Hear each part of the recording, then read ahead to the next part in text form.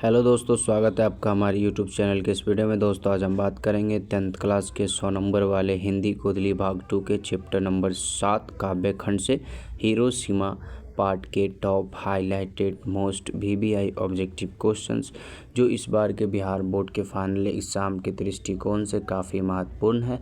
और इस बार ये सारे क्वेश्चंस कभी न कभी पूछे गए हैं और इस बार पूछे जाने की ज़्यादातर चांस है।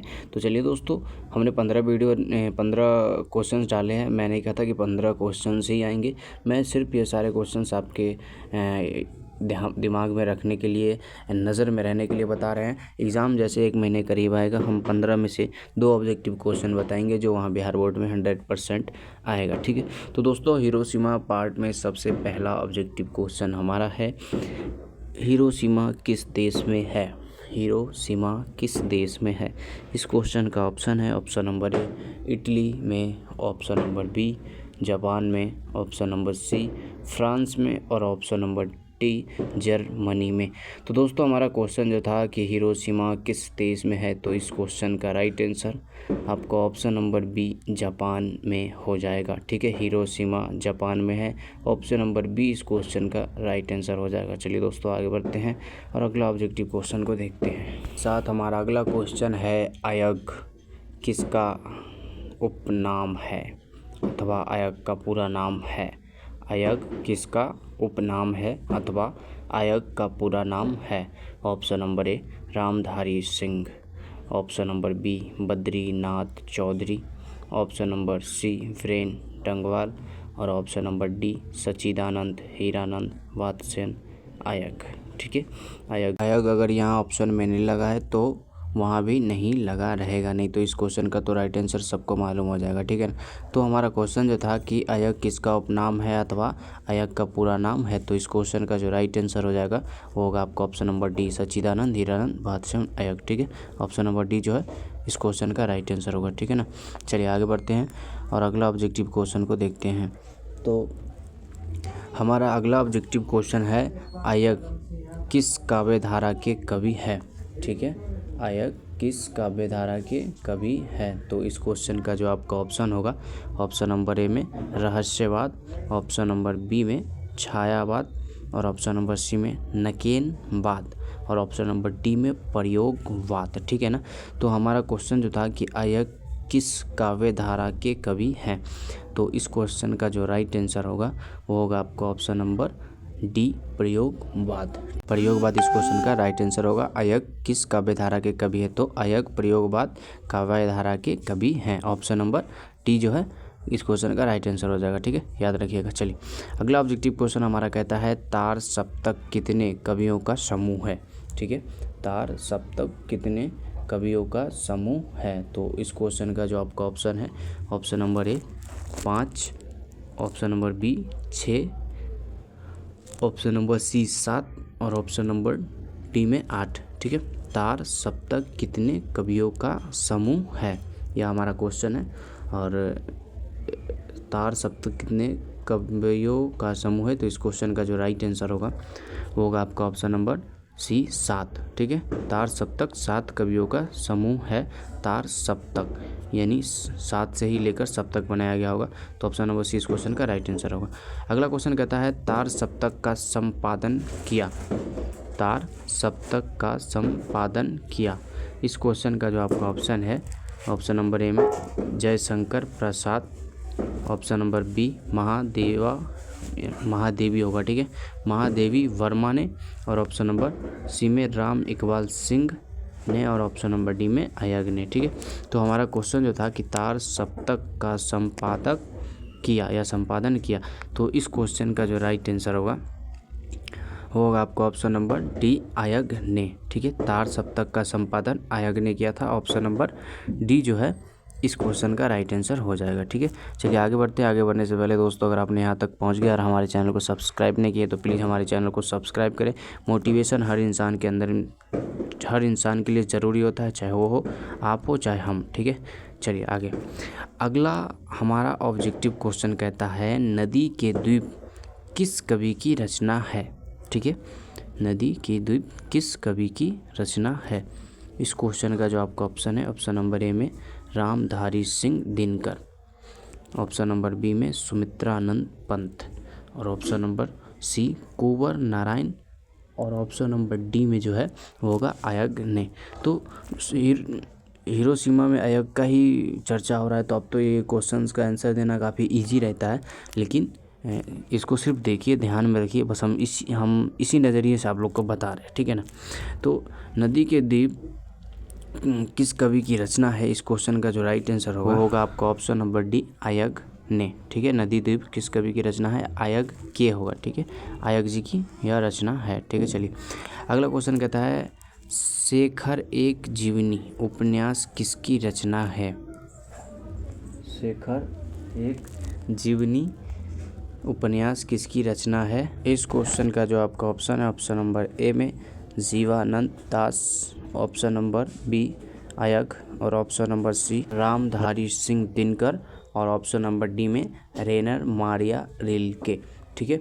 तो हमारा क्वेश्चन जो है कि शेखर एक जीवनी उपन्यास किसकी रचना है, तो इस क्वेश्चन का जो राइट आंसर होगा वो होगा आपका ऑप्शन नंबर बी अय्यर की, ठीक है। ऑप्शन नंबर बी इस क्वेश्चन का राइट आंसर होगा। अगला क्वेश्चन कहता है पत्थर पर लिखी हुई जली हुई छाया किसकी साक्षी है। पत्थर पर लिखी हुई जली हुई छाया किसकी साक्षी है।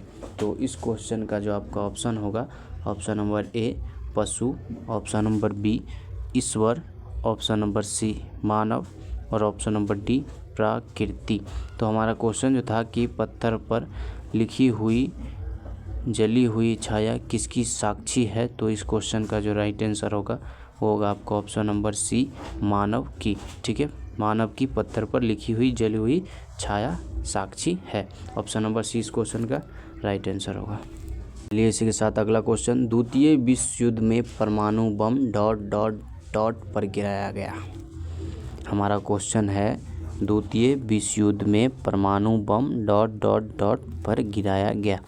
इस क्वेश्चन का जो आपका ऑप्शन है, option number A Japan, option number B France, option number C रूस, और ऑप्शन नंबर डी जर्मनी, ठीक है।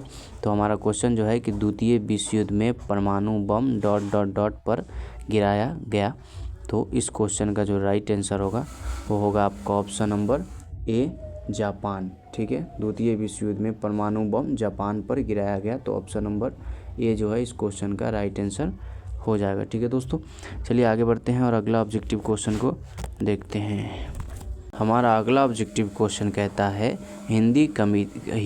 हिंदी कविता में प्रयोगवाद का सूत्रपात किसने किया।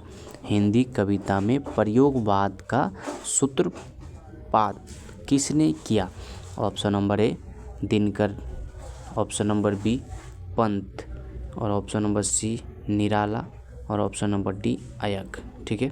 तो हमारा क्वेश्चन जो है कि हिंदी कविता में प्रयोगवाद का सूत्रपात किसने किया, तो इस क्वेश्चन का जो राइट आंसर होगा वो होगा आपका ऑप्शन नंबर डी अय्यर ने, ठीक है। अय्यर की मतलब हिंदी कविता में प्रयोगवाद का सूत्रपात अय्यर ने किया। ऑप्शन नंबर डी इस क्वेश्चन का राइट आंसर हो जाएगा, ठीक है।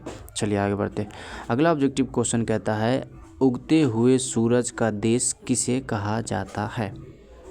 उगते हुए सूरज का देश किसे कहा जाता है। ऑप्शन नंबर ए भारत को, ऑप्शन नंबर बी जापान को, ऑप्शन नंबर सी भूटान को, और ऑप्शन नंबर डी में श्रीलंका। तो हमारा क्वेश्चन है उगते हुए सूरज का देश किसे कहा जाता है। तो इस क्वेश्चन का जो राइट आंसर होगा वो होगा आपका ऑप्शन नंबर बी जापान को, ठीक है। जापान को उगते हुए सूरज का देश किसे कहा जाता है, जापान को। ऑप्शन नंबर बी जो है इस क्वेश्चन का राइट आंसर हो जाएगा, ठीक है। चलिए दोस्तों आगे बढ़ते हैं और अगला ऑब्जेक्टिव को देखते हैं। तो हमारा अगला ऑब्जेक्टिव क्वेश्चन कहता है दुर्दांत मानवीय विभीषका का चित्रण करने वाली कविता है, ठीक है। इस क्वेश्चन का जो आपका ऑप्शन है, ऑप्शन नंबर ए एक वृक्ष की हत्या, ऑप्शन नंबर बी अक्षर ज्ञान, और ऑप्शन नंबर सी हिरोशिमा, और ऑप्शन नंबर डी जनतंत्र का जन्म, ठीक है। तो दुर्दांत मानवीय विभीषका का चित्रण करने वाली कविता हैं। तो इस क्वेश्चन का जो राइट आंसर होगा वो होगा आपका ऑप्शन नंबर सी, हिरोशिमा। ठीक है, ऑप्शन नंबर सी जो है इस क्वेश्चन का राइट आंसर हो जाएगा हिरोशिमा। और यह 2021 में नहीं 19 में पूछा गया। ठीक है, लिखने में मिस्टेक हुआ। अगला ऑब्जेक्टिव क्वेश्चन हमारा कहता है सच्चिदानंद हीरानंद वात्स्ययन आयक के पिता का नाम है। ठीक है, सच्चिदानंद हीरानंद वात्स्ययन आयक के पिता का नाम है। इस क्वेश्चन का जो आपका ऑप्शन है, ऑप्शन नंबर ए में doctor Dev Shastri, option number B doctor Hiranand Shastri और ऑप्शन नंबर सी में डॉक्टर विद्यानंद शास्त्री और option number D doctor Vatsyayan Shastri.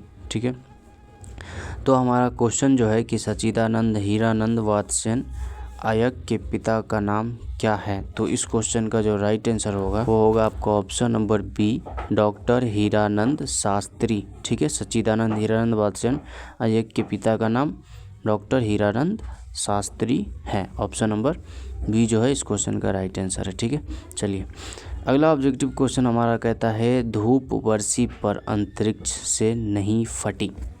ठीक है, धूप वर्षी पर अंतरिक्ष से नहीं फटी। ऑप्शन नंबर ए कुआं से, ऑप्शन नंबर बी दसों दिशाएं से, ऑप्शन नंबर सी मिट्टी से और ऑप्शन नंबर डी में आसमान से।